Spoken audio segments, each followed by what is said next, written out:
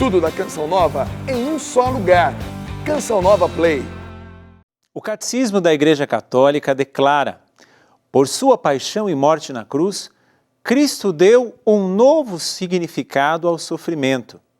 Pode, a partir de então, nos configurar a Ele e nos unir à sua paixão redentora.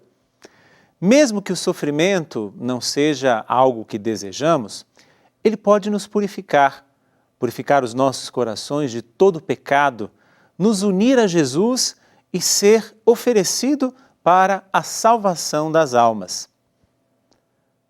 Começa agora o Gente de Fé.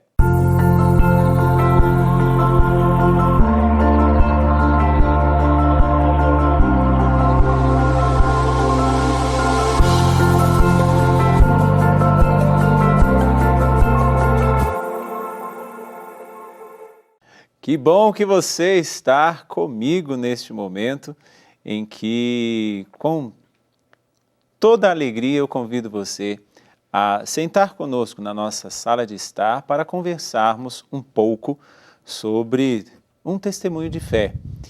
Cada semana nós temos a alegria de trazer uma pessoa que não vai simplesmente nos dizer dos milagres que aconteceram na sua vida, mas principalmente do Deus que permanece nos fortalecendo.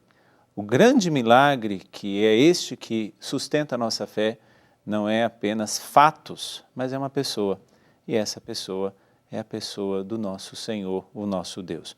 Então, seja muito bem-vindo, você que está chegando agora no programa Gente de Fé. E como é sempre bom lembrar, todos os programas, inclusive este que nós viveremos nesse dia, você pode acompanhar também em qualquer dia, em qualquer horário, pelo seu dispositivo eletrônico no Canção Nova Play, que é o canal da Canção Nova no YouTube. E hoje eu quero conversar com muita alegria com o Elton Furlan. Bem-vindo, Elton. Obrigado, padre. Que alegria estar aqui. Obrigado pela receptividade, por todos da equipe. Uma satisfação imensa estar aqui. Que bom, bem-vindo mesmo. E você veio de longe, né? Nós estamos aqui em São Paulo, na capital paulistana, e você está vindo de longe, né? Até chegou, enfim, teve aí algumas horas de estrada. Você está vindo de onde? Me conta um pouquinho da sua estrada, de onde você vem, né? Quem é o Elton Furlan? Eu venho da cidade de Armazém, realmente um pouco longe, né? Armazém fica no sul do estado de Santa Catarina. Uhum. Foram 13, 14 horas de viagem de ônibus para estar aqui. Sou natural da cidade de Gravatal, de onde é vizinha de Armazém, onde moro atualmente, mas morei nos últimos 12, 13 anos da minha vida na cidade de Joinville, que fica mais ao norte de Santa Catarina, que foi onde eu vivi a maior parte da minha experiência com Deus. Sim, e essa experiência que você faz, hoje você é casado, você tem 3 filhos, né? Nós vamos falar um pouquinho mais à frente, né? Mas algo que aconteceu na sua vida, ou algumas experiências que aconteceram na sua vida que foram bem marcantes, como nós conversávamos antes do programa começar. Uma delas foi algo que já quase tirou a sua vida com pouco tempo de vida, né? Você tinha pouco tempo de vida e quase perdeu a vida. O que aconteceu? Eu tive um grave acidente, né, doméstico, ainda com 5 para 6 anos de idade, ainda criança, né, menino. Um acidente doméstico, enquanto nós brincávamos com álcool, meu irmão e eu, e os demais primos, acabou que num acidente a garrafa de álcool explodiu e o fogo veio a mim. Então, meu corpo quase que todo pegou fogo através desse acidente, e foram mais de 30 dias, foram basicamente 40, 45 dias de hospital. Eu tinha 5 para 6 anos, tinha o meu irmão mais velho com 10 anos aproximadamente, uma irmã mais nova com 4 anos também, e já não tinha o meu pai. Então minha mãe, sozinha, com 3 crianças, teve que se revezar esse tempo entre hospital e casa para cuidar dos outros dois, deixava os outros dois sozinhos, cuidado pelo meu irmão, né? Minha irmã menor cuidada pelo meu irmão de 10 anos aproximadamente na época. Então, um momento de bastante dificuldade, né?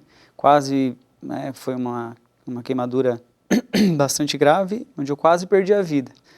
Então, foi meu primeiro livramento, né? Minha primeira experiência em que fui livrado da morte, já com 5 para 6 anos de idade. E foi fruto de uma brincadeira de criança, ou não? Fruto de uma brincadeira de criança. Eu lembro-me que era ali após o meio-dia, minha mãe descansava, né? Estava descansando após o almoço, e nós estávamos brincando, juntamos velas, onde nós brincávamos, fazíamos...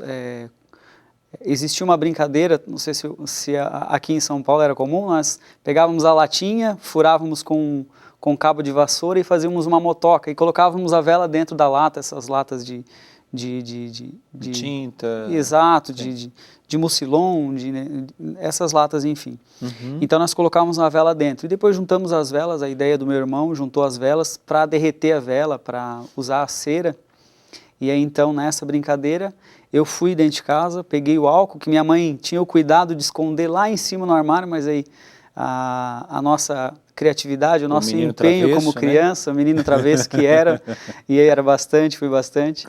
Então acabei pegando lá em cima do armário, subi no armário, subi na mesa, subi na cadeira e consegui pegar. Levei para o meu irmão e ele quem acendeu o fogo que explodiu, né? A lata de álcool, o vidro de álcool e o fogo veio a mim. Isso é uma coisa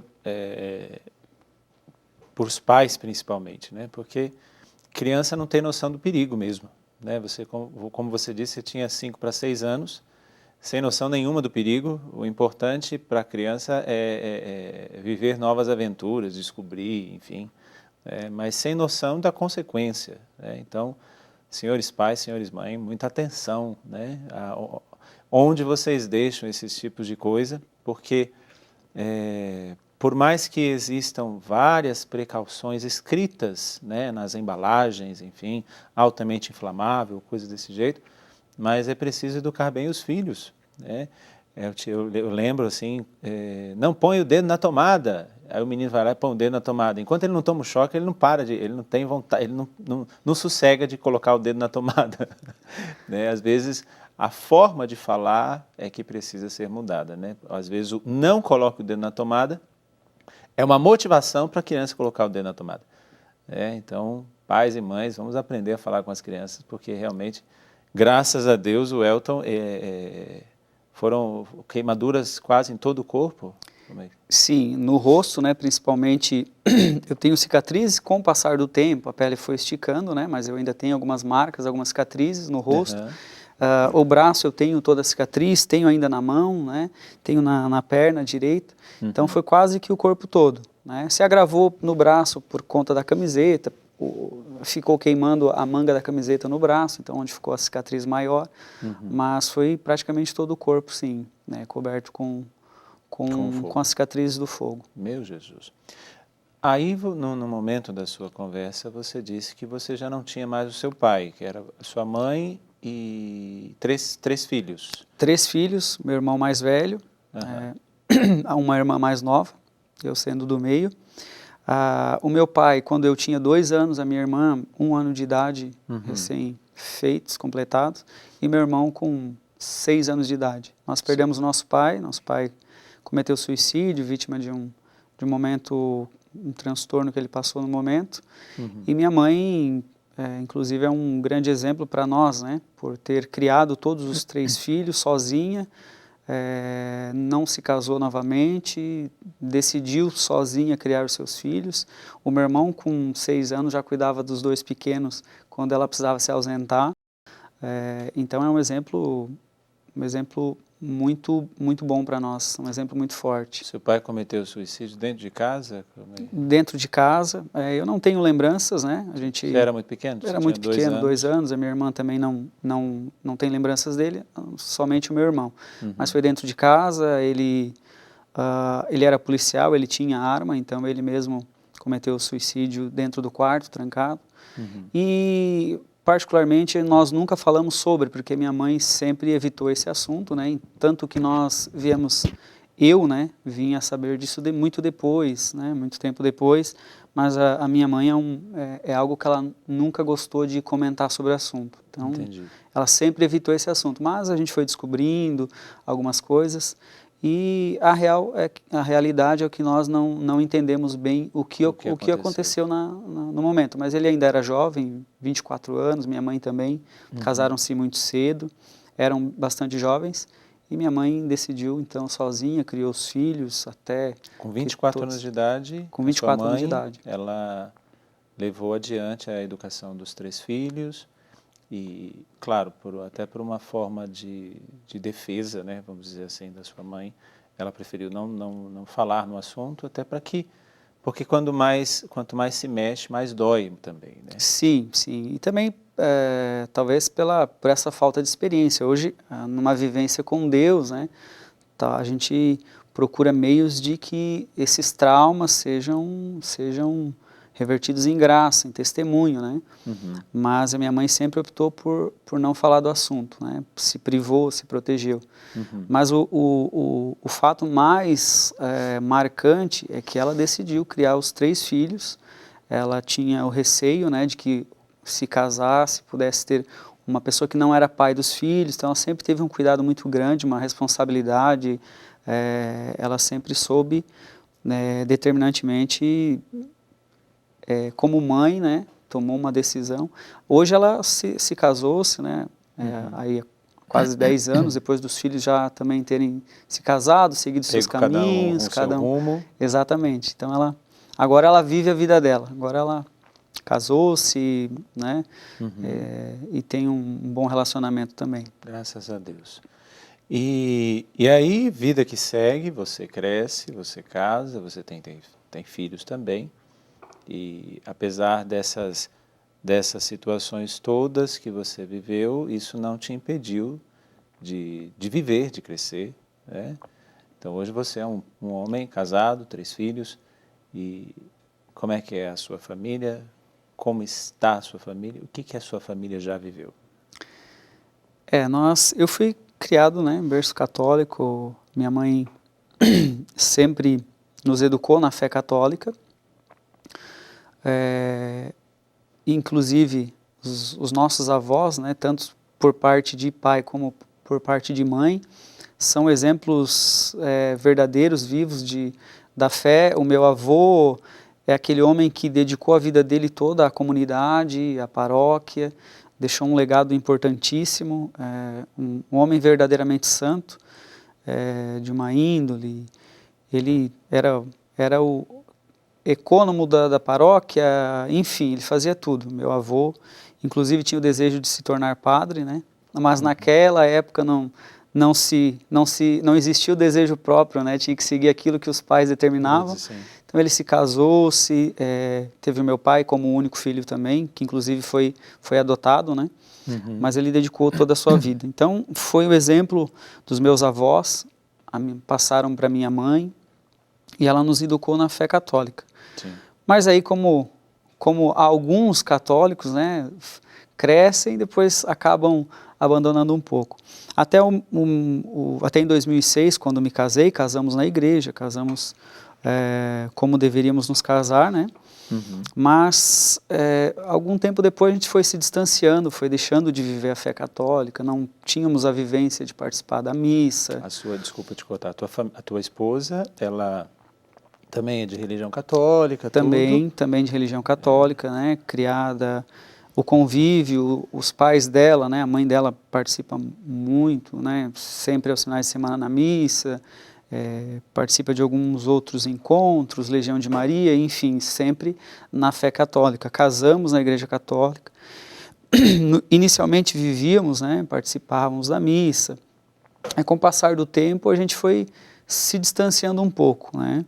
Foi se distanciando um pouco, mas sempre no meio católico, né? Até um momento em que eu me vi, como eu até costumo dizer, né? Que eu me tornei um ateu, né? Por um momento que nós passamos. Casamos em 2006, No ano de 2010, passamos por um momento de grande tribulação e grande dificuldade. Sim. Aí foi o momento em que eu me intitulava ateu, porque a nossa filha nasceu, hoje Nicole Maria com 9 anos de idade. A primeira filha? A primeira filha, né? Quando ela nasceu, durante toda a gravidez, todo o processo normal, tudo ocorreu bem, todos os exames, pré-natal, enfim, tudo ocorreu bem. Por volta do 6º mês, a minha esposa teve que ser internada, porque a nossa filha já não vinha apresentando um crescimento, né? Então, foi-se internada para ver o que realmente acontecia, para fazer alguns exames. Até o 6º mês, tudo corria normal. Até o 6º mês de gravidez, normal. Todos os exames, né, que poderiam detectar qualquer tipo de anomalia, de alguma alteração, haviam sido feitos, né? E até então tudo normal. A partir do 6º mês, a Nicole Maria não vinha ganhando peso, não vinha tendo o crescimento que era esperado. Sim. Então, por conta disso, a minha esposa foi internada, né, para cuidar e ver o que realmente estava acontecendo. Foi-se constatado que ela não estava recebendo o alimento necessário, né? O cordão umbilical, momentos funcionava e momentos não funcionava, não alimentava. Então ela foi fazer o acompanhamento. Até que do 7º, na verdade, do 7º para o 8º mês, num dos exames que ela fazia diariamente, escutava o coração, via se estava os batimentos tudo ok. Até que do 7º para o 8º mês, num desses exames rotineiros, os batimentos estavam parando. Então foi feita uma cirurgia, uma cesárea de emergência, para que se tirasse a Nicole, porque ela estava deixando de respirar. E ela estava com o cordão umbilical enrolado no pescoço. Então foi feita uma cesariana emergencial. Do 7º para o 8º mês. Do 7º para o 8º mês. Depois de basicamente um mês, ela estando no hospital acompanhando diariamente. Deixa eu te interromper. Até então você era uma pessoa que tinha aquela base religiosa, vamos dizer assim. Deus para você existia. Existia. Até então. Até então, né? Este fato foi o ocorrido para que acabasse a sua fé. Na verdade, foi um período em que várias outras coisas aconteceram e culminaram para que eu deixasse de acreditar em Deus. A Nicole nasceu, até então tudo perfeito. Eu trabalhava numa empresa em que, de repente, essa empresa, ela, sem nenhum aviso, ela simplesmente parou de pagar os salários, né? Nós não tínhamos nenhuma expectativa. Então, um mês depois, exatamente em março, um mês depois que a Nicole havia nascido, a empresa, nessa situação, os médicos nos chamaram, que tinham que fazer alguns exames na Nicole Maria, e foi esses exames, então, em que o médico constatou que ela havia a calcificação cerebral e a microcefalia, que na realidade não é a doença, mas é a sequela de uma doença que ela havia contraído. Na ocasião, o médico nos contou, né, nos passou a informação de que ela tinha tido um contato com uma bactéria, citomegalovírus, onde causou a microcefalia e a calcificação cerebral. Então, a soma de todos os problemas, né, financeiros da Nicole Maria, isso tudo me abalou fortemente, me fez entrar numa depressão. E quando eu entrei nessa depressão, quando eu me vi doente, sem expectativa, foi então que eu passei a não acreditar em Deus. Em especial, por quê? Porque foi o momento, né, em que, por conta da falta do salário, da falta né, para suprir as necessidades familiares, eu consegui 2 empregos, porque 1, 2, 3 meses se passaram, não tinha salário, não tinha expectativa, então eu falei, bom, eu preciso correr atrás do tempo perdido. Arrumei 2 empregos e isso agravou ainda mais a minha situação, porque eu já não tinha o convívio familiar, eu saía de casa de manhã cedo, ia para um emprego, ia para o segundo emprego, voltava de madrugada, então a minha esposa e a minha filha estavam dormindo quando eu chegava, e elas estavam dormindo quando eu saía. Peraí, deixa eu entender. A sua filha Ela nasceu com a microcefalia, decorrente dessa calcificação do cérebro, isso? Isso. Que é causada por uma bactéria. Exato, né? exato. Essa bactéria, qual que era o nome? Citomegalovírus. Citomegalovirus. Diante disso, a sua filha com certeza tinha necessidades especiais, vamos dizer assim, de tratamento, de remédios, de tudo isso. Né?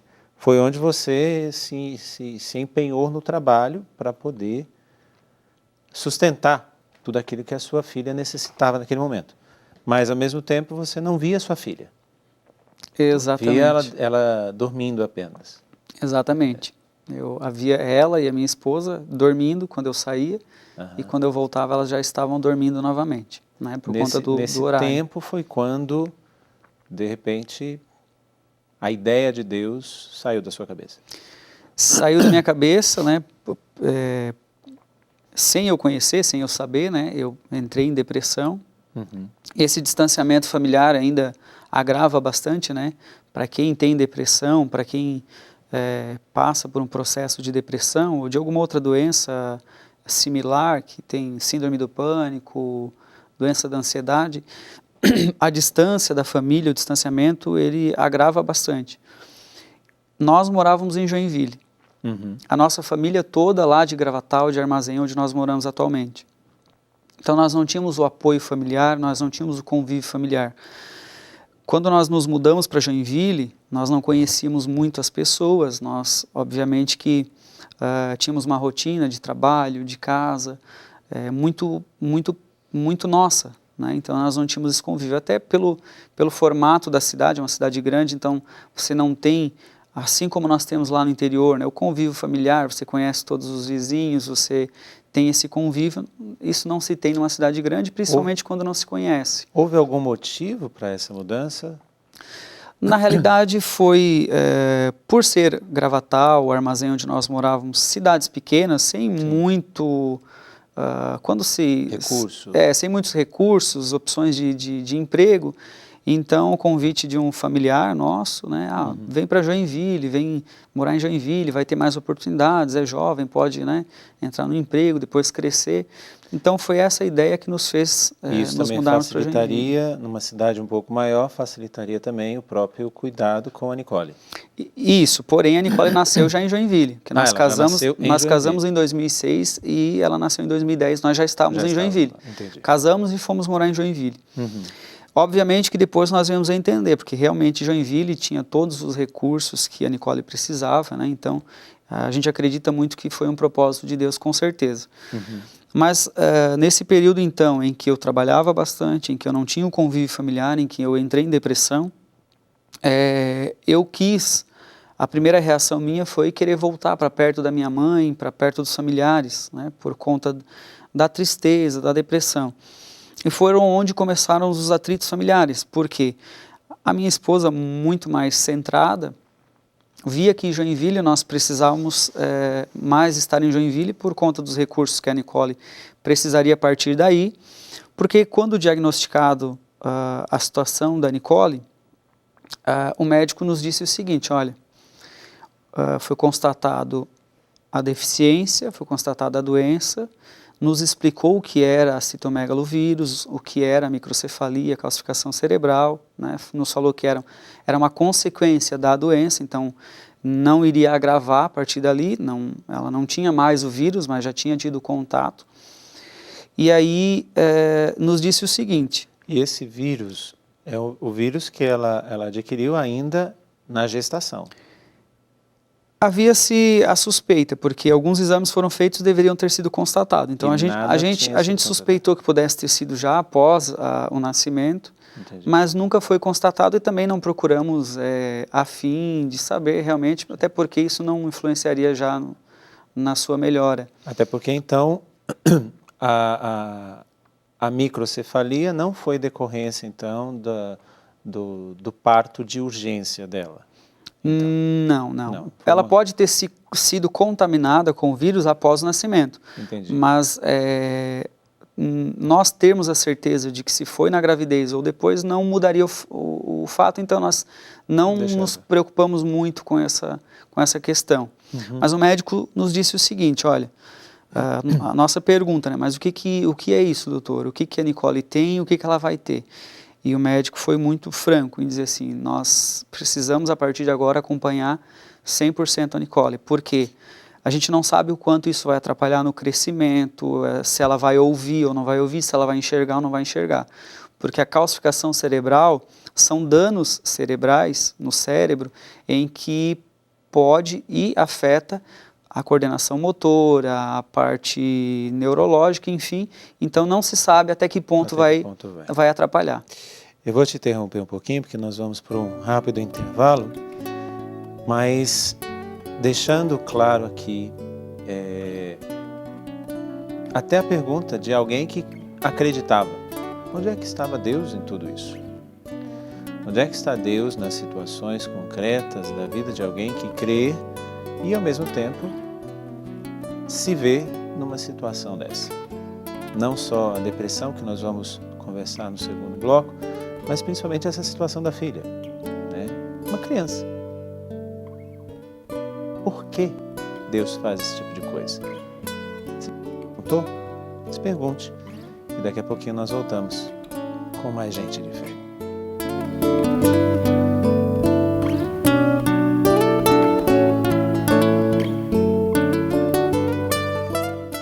Você já se perguntou onde é que está Deus frente a tantas situações que não têm explicações? Muitas delas nós sabemos que são explicadas quando nós vemos, por exemplo, uma guerra, o Holocausto e tantas outras coisas. Lembra um momento em que o Papa Bento XVI, quando foi à Polônia, nos campos de concentração da Segunda Guerra Mundial, ele fez essa pergunta provocativa a toda a humanidade: onde estava Deus quando aconteceram todas aquelas catástrofes, aquelas barbaridades?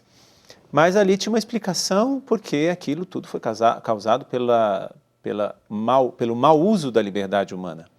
Mas onde é que está Deus dentro de uma situação em que uma criança ela precisa passar pelo parto urgente, quando estava no 7º para o 8º mês de gestação, e provavelmente adquire uma bactéria depois que nasce, e essa bactéria causa a calcificação do cérebro, fazendo com que ela adquira a microcefalia, que é o não crescimento normal do cérebro. Não é isso, Elton?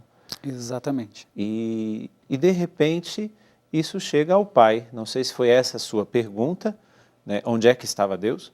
Mas decorrente desta e tantas outras situações, como a questão do emprego, a questão da depressão, como você também disse, e foi diagnosticado na época que você tinha, de repente Deus já não fazia mais parte da sua vida. Exatamente. A soma desses fatos, né? E no momento em que eu adquiri a depressão, em que eu passei por esse momento, né? Eu me questionava muito isso, né?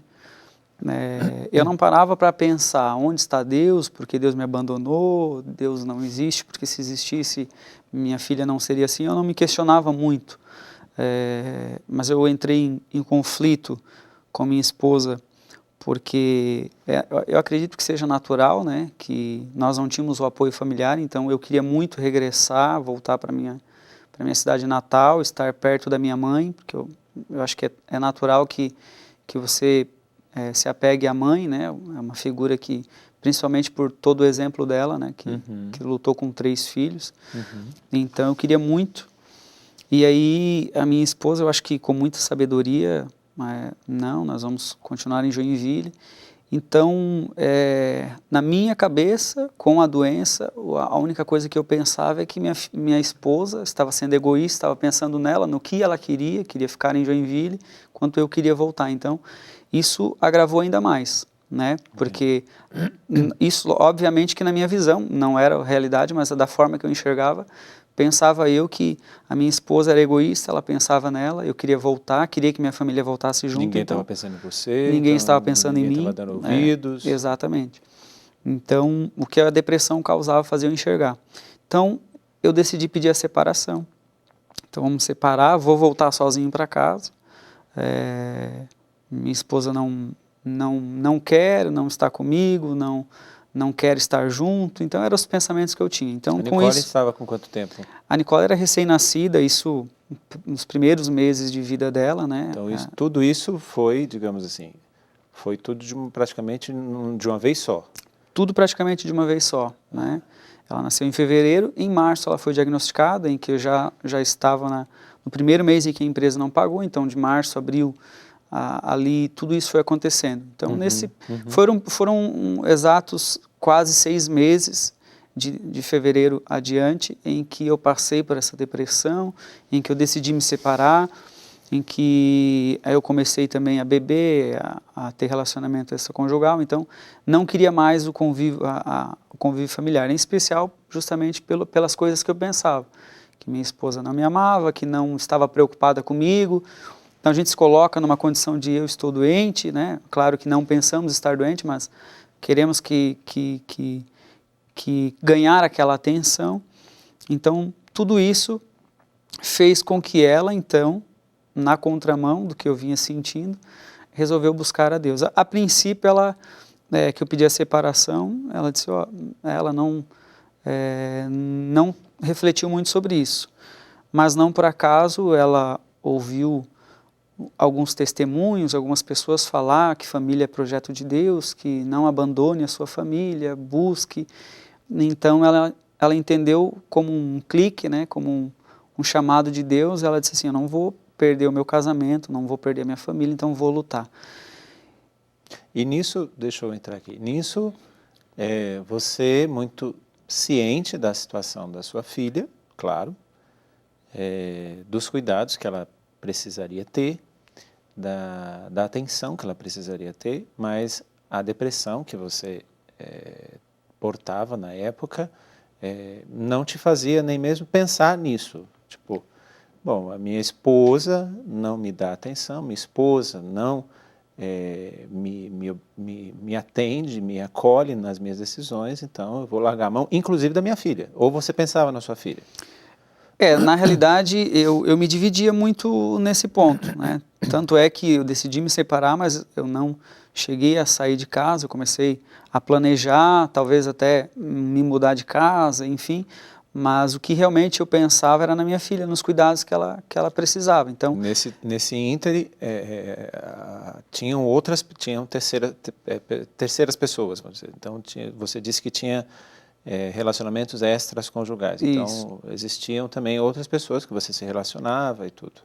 Sim, na ocasião uma pessoa, né, mas era mais como uma fuga mesmo, né, mas não era algo que me fizesse pensar, por exemplo, estar com outra pessoa.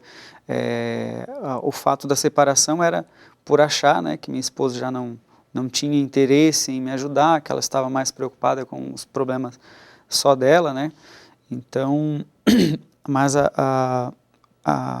eu pensar um pouco na minha filha, mesmo que talvez cego, mas foi um dos fatores que eu não consegui realmente sair de casa, me separar, mas vivemos a separação, não tínhamos diálogo, não conversávamos, não tinha convívio, não tínhamos relacionamento de nenhuma forma, né? Então, eram vocês três em casa, como se fossem três estranhos. Três estranhos. Então, houve a separação, mesmo estando sob o mesmo teto, né, mas não tínhamos o convívio, o diálogo, não conversávamos mais, até por proteção. Eu já não tinha nenhuma conversa em comum, já me reservei mais, sempre em momentos assim eu sou muito mais reservado, de conversar o mínimo possível, de guardar para mim os sentimentos também, é uma das coisas que eu sempre tinha, né? E aí, quando ela decidiu então buscar e lutar pelo nosso casamento, em que ela começou a dar o testemunho de fé e buscar em Deus e ir em encontros, novenas, foi aí que realmente eu me descobri como ateu, que eu me intitulei como ateu, porque eu me revoltei com a atitude dela de buscar em Deus que era algo que eu não via, que eu não sentia presente, e que eu passei a brigar ainda mais com ela, a ter problemas mais sérios justamente por ela buscar em Deus. Como ela não partia para briga à altura sua, isso te revoltava. Exatamente, exatamente. E você se revoltava, vamos trazer assim uma nomenclatura militar, como ela fazia parte de um outro exército, então você começou a se revoltar com o general dela. Exatamente, exatamente. É a forma correta de se dizer. E eu realmente me revoltei muito contra a fé dela, contra Deus. E em algumas vezes nós nos agredimos com palavras em que ela, no silêncio dela, nas orações dela, eu dizia assim, que Deus, sou eu que acordo 7 horas da manhã para trabalhar às 8, às 9, de um emprego eu tenho que ir para o outro, chegar em casa de madrugada, às vezes 2 horas da manhã, de segunda a segunda, que Deus sou eu quem tenho que sair de casa para nos alimentar. Nós chegamos a passar fome, né? Foi um momento bastante difícil, passamos fome, passamos a necessidade material. Então eu dizia isso mesmo, eu dizia que com muita revolta, com muita, não sei nem usar a palavra, mas com muita revolta desse Deus que ela estava buscando, Sim. Como se Deus fosse algo místico que realmente não existisse, então algo que eu não era palpável, eu não acreditava mesmo em Deus. Então eu passei a me intitular ateu. E o que é pior, né? Eu me tornei Saulo, porque eu perseguia a fé dela, perseguia a perseverança dela. Mas ela foi firme, ela foi bastante firme, bastante convicta, né, que aquilo era o que nos livraria, o que nos ajudaria. Deixa eu só, como eu gosto de provocar as pessoas que nos acompanham, porque em muitos momentos que nós somos provocados na nossa fé, principalmente nas situações como o Elton e a esposa, como é o nome da sua esposa? Adriana. O Elton e a Adriana viviam, muitas vezes nós esmorecemos, nós baixamos as guardas, nós dizemos, não, eu não vou ser, digamos assim, tão fervoroso, porque pode ser que piore a situação. Não esmoreça, não esfrie. Se a tua fé provoca uma reação, como estava provocando no Elton, se o Elton está aqui hoje é porque ele vai nos contar, houve uma mudança, ele até se intitulava ateu, mas hoje ele tem um slogan, vamos dizer assim, de ateu a pregador, né? Não esmoreça, mantenha-se firme. Se a tua fé provoca as pessoas, é porque a nossa fé faz com que a zona de conforto de muitos seja abalada. Então, não abala não, viu? E justamente como a Adriana, mantendo-se firme, fez com que o marido dela passasse de ateu para pregador, né? E é ela que quer falar com você agora. Dá uma olhadinha ali. Surpresa! Oi, amor. Bom, eu não estou aí presente, né, do seu lado, dando esse testemunho, mas eu estou aqui para fazer uma homenagem para você. Então, quero dizer, assim, diante de todos, que eu te amo muito. Estou muito orgulhosa do homem que você se tornou. Deus te transformou num servo para que ele tocasse em outras pessoas através das suas pregações, através dos seus conselhos. E quero dizer que você é um filho amado de Deus, que Deus te ama muito e você sabe disso.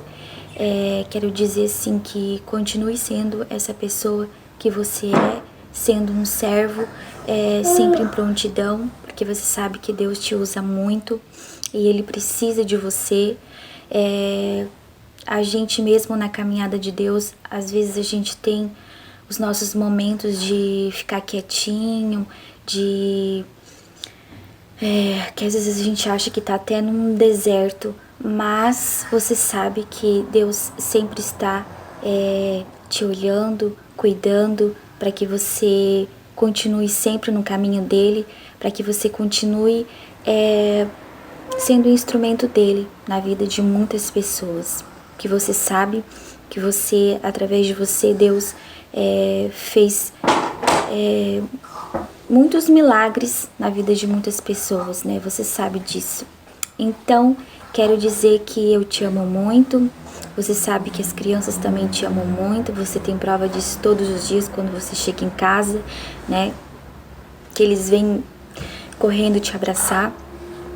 E só não coloquei eles aqui pra você ver, porque eu tive que gravar esse vídeo agora, sem eles estão na escola. A Nicole também não posso botar aqui, porque senão não ia conseguir gravar esse vídeo, né? Mas você sabe que todos eles te amam e eu também te amo muito, tá?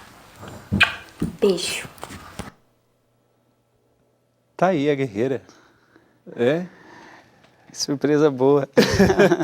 Foi surpresa mesmo, rapaz? Foi surpresa mesmo. E ainda bem que ela disse surpresa. Começa o videozinho dela dizendo. E ao fundo tinha a Nicole ali brincando, depois de escutar os barulhos, ela conversando, né? Que ela não fala, mas ela, como um bebê, ela resmunga. Hoje ela está com 9 anos. Está com 9 anos. E ela não anda, mas ela se arrasta, assim, de costas no chão. E eu tenho uma graça, Padre, que é ter o próprio Cristo dentro da minha casa, através da minha filha. E a prova de que Ele me ama, pelo quanto ela me ama. Porque realmente, às vezes, se eu tiver que fazer algo, se eu tiver que ir para o escritório fazer alguma coisa, eu tenho que esconder. Porque se ela me vê, ela vai atrás, ela não pode me ver.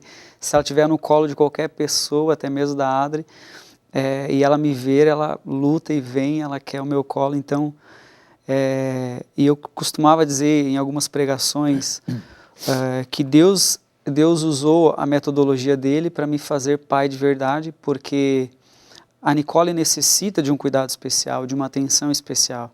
Eu penso que, claro que eu não estou desmerecendo os demais pais que não tenham uma criança especial, mas é a forma que ele fez para que eu me tornasse um pai. Eu acredito, Padre, que se eu não tivesse a Nicole, e se todos os filhos corressem e brincassem, tem aquele pai que, eu vou dormir, vou descansar, deixa as crianças brincar. Então, assim, não, a gente tem que ser muito mais presente, tem que dar uma atenção diferenciada, né? Então, acho que foi a forma que Deus fez para realmente me fazer tornar um pai de verdade. Então, eu agradeço muito, muito mesmo, pela família, pela filha, pelos filhos que Ele me deu. E a Adriana, né?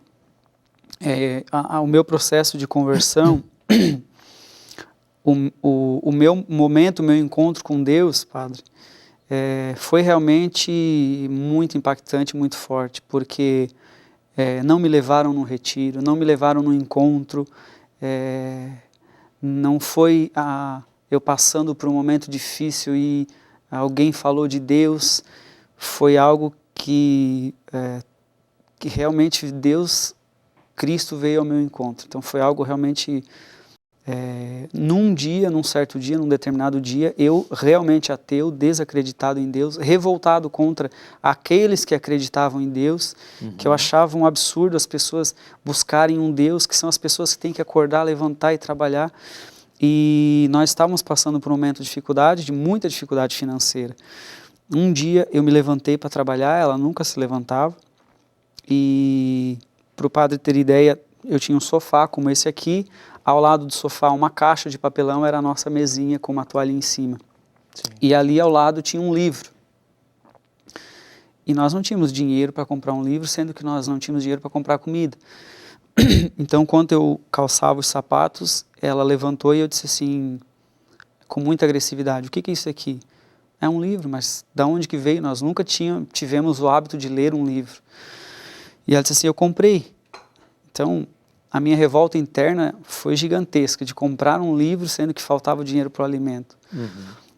Mas eu disse assim, bom, então me empresta o livro para eu ler. Ela não disse absolutamente nada. Eu pus o livro na minha mochila, eu ia trabalhar de ônibus, e eu era muito reservado, sentava lá e ficava ali, não olhava para ninguém, botava o meu fone de ouvido, bem arredio mesmo, bem agressivo, bem distante. Então, nesse dia, com o livro dentro da minha mochila, indo para o trabalho, uma parte do caminho, eu lembrei do livro, falei, bom, vou vou ler esse livro aqui, né? Você pegou o livro sem saber nem o que que era. Sem nem saber o que era, sem nem saber do que se tratava. E assim como quando se vai num consultório médico, antigamente haviam aquelas revistas, hoje já nem tanto, né? Todo mundo fica no celular, no WhatsApp, né? Eu peguei aquele livro de dentro da minha mochila e abri no meio em qualquer página. E eu bati os olhos e comecei a ler a história que estava naquele livro. E o livro contava a história, eu vou ser superficial porque eu não vou me lembrar em detalhes, mas ela contava a história do Duque da Bavária, que é uma história verídica, em que ele foi perseguido pelo exército inimigo até o ponto que fecharam envolto o castelo para que fosse pego o Duque da Bavária. E aí eram 2 irmãos, o Duque e seu irmão. As 2 esposas vieram pedir para o general dos exércitos inimigos um voto de clemência. E ele então concedeu. Elas disseram, deixe que entremos no castelo e tiremos aquilo que é de mais valioso lá de dentro. Então ele disse o seguinte: entre, tire todas as joias, todo o tesouro, porque a única coisa que queremos é os inimigos para prendê-los, o Duque da Bavária e seu irmão. Então as 2 entraram e certo tempo depois elas estavam saindo com uma carga muito pesada nas costas, exercendo uma força que elas não tinham para tentar carregar aquele fardo pesado. Só que ao se aproximar do chefe dos exércitos inimigos, ele percebeu que era algo muito estranho que estava dentro daquela saco, que elas estavam carregando. E aí quando se aproximou, ele percebeu que cada uma estava levando nem um ouro, nem uma prata, mas estava levando dentro o seu próprio marido. E quando eu li essa história, imediatamente Jesus falou comigo: filho, essa não é a história do Duque da Bavária, essa é a história da Adriana e do Elton. E eu fechei o livro, guardei na bolsa, estou ficando louco, estou ouvindo vozes, o que é isso? E aí tentei disfarçar, e o ônibus parou no ponto de ônibus para pegar algumas pessoas. Quando para me distrair, eu olhei para o lado, e eu estava ao lado da igreja matriz da minha paróquia, onde eu não frequentava, mas quando eu olhei pelo vidro da janela da igreja, o crucifixo muito grande atrás do altar, e eu olhei e vi Cristo, e vi Jesus na cruz. E aquela voz que estava falando comigo vinha do crucifixo. Aí eu pensei, pronto, realmente eu estou louco, estou maluco. E ele me disse, a sua esposa é essa mulher que está te levando nas costas. Então, de uma certa forma, para que quem está em casa entenda, eu me senti humilhado, me senti fraco, porque Jesus veio me dizer que eu bati no peito para dizer que não existia Deus, que era eu quem tinha que acordar de manhã para sustentar a família, trabalhar, e ele disse, não, quem está realmente sustentando a tua família, a tua casa é a tua esposa. É ela quem está te levando nas costas. Então, Isso é fantástico, porque assim, esse livro, que agora eu também não me recordo o nome, mas elas entram dizendo que iria lá para pegar o grande tesouro. Foi essa a fala. Eu vou lá para pegar, deixe-nos pegar pelo menos o que tem lá dentro de mais valioso. E o que mais valioso para elas era o marido. O que era mais valioso para sua esposa? O marido. O que era mais valioso para Deus? O filho. E que quando nós pensamos que Deus não está fazendo nada, é que Ele está fazendo. Aquele poema, né, da Pegadas na Areia. Quando nós estamos tudo bem, olhamos para trás, tem 2 pegadas, a nossa e a de Jesus. De repente começa a vir o vento, a tempestade, o frio e inúmeras outras coisas. Olhamos para trás, só tem uma pegada. Jesus, onde é que o Senhor está? Não sei o quê. Né? Ou até mesmo nós podemos dizer, já que o Senhor é assim, então o Senhor nem existe, que foi o que você estava vivendo naquele momento. E aí, este encontro que você teve com Deus é a resposta. As pegadas que você está olhando não são as suas, são as minhas, porque eu estou te carregando. Nós vamos encerrar agora o nosso programa, mas temos 2 minutinhos apenas, mas para que você deixe apenas uma mensagem para os ateus da vida. Como você se intitula hoje, de ateu a pregador, numa mensagem rápida de 1 minuto, o que você poderia dizer para os ateus que estão nos assistindo? Olhando para essa câmera aqui. É bastante desafiador, né? É bastante difícil. Mesmo que você ouça esse testemunho, assista esse programa, continue talvez desacreditando. Mas que o seu momento com Deus, ele não falha, não tarda a acontecer. Então, deixe-se desafiar por Deus e que nesse desafio é Ele próprio quem irá ao seu encontro. Eu não busquei de forma nenhuma um encontro com Deus, muito pelo contrário. Eu tinha aversão a todos aqueles que falavam de Jesus, de Deus e que buscavam em oração, terços e Nossa Senhora. Isso, inclusive, me causava uma revolta muito grande.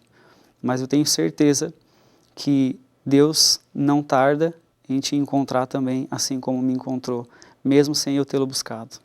Muito bem. Não somos nós que encontramos Deus, é Deus que nos encontra.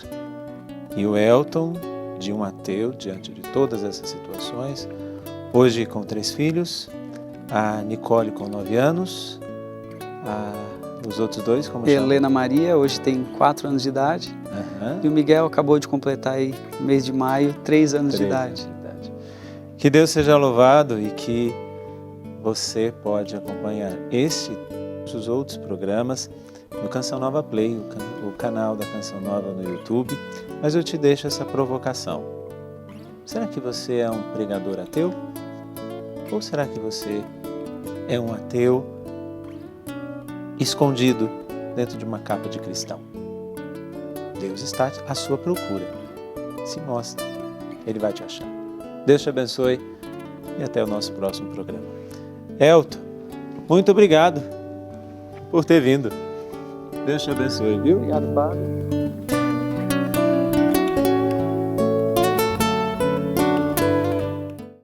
Tudo da Canção Nova em um só lugar. Canção Nova Play.